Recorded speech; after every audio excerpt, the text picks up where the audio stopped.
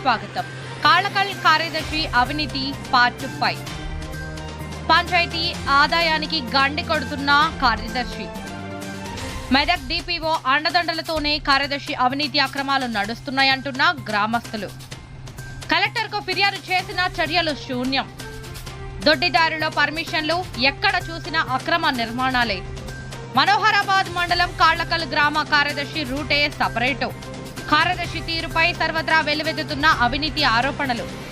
భూమి survey number 207లో shed నిర్మాణానికి పర్మిషన్లు, 209లో అక్రమ నిర్మాణాలు, నిబంధనలకు విరుద్ధంగా దొడ్డిదారులు అనుమతులిస్తూ లక్షలు మింగేస్తున్న గ్రామ కార్యదర్శిపై వరుస ప్రసారాలు మీ చరణ్ టీవీలో.